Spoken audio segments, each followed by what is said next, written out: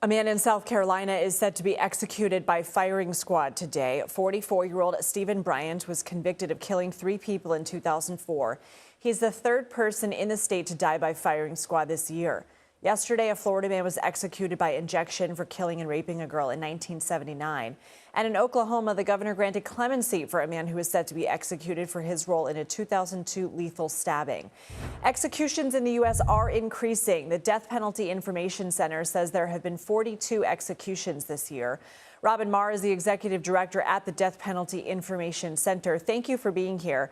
We know that the president has encouraged states to use the death penalty. Is that why they're on the rise? Well, it's one possible explanation, but like most things, there are lots of factors at play here. I mean, President Trump never made any secret about his enthusiasm for the death penalty when he was on the campaign trail, and that has followed through to when he's president. He issued an executive order in January directing his attorney general to use the death penalty, the federal death penalty, as often as possible and to encourage states to use the death penalty more often. And the death penalty's always been political. It's been political throughout history. So I think it's fair to say that in some states, elected officials there are listening to the president's invitation to use the death penalty more often and scheduling more executions. But we also need to step back because what's clear is that it's a minority of states that are using the death penalty now actively. Right now, we have 42 executions across 11 states.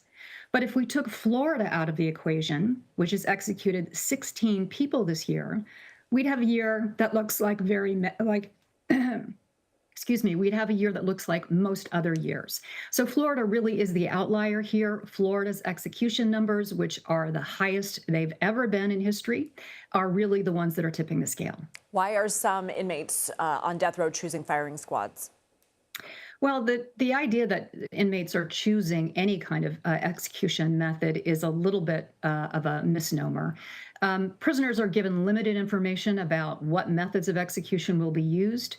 And in South Carolina, that information is very secretive about lethal injection or electric chair. Those are the other 2 options.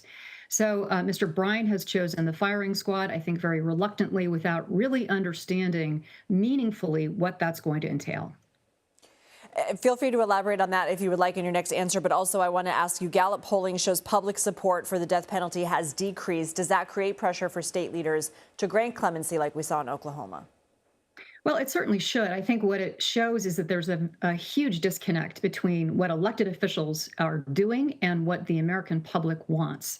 I mean, we've seen the decreasing numbers trending this way for many decades now. We're down from a high of 80% down to barely a majority of people supporting use of the death penalty. And when you dig into those numbers, I think they become even higher. Lots of concerns about fairness, about racism, about the errors that we're seeing in death penalty cases.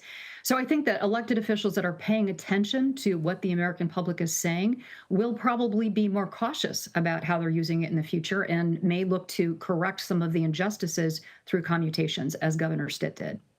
Robin Maher, thank you. Pleasure.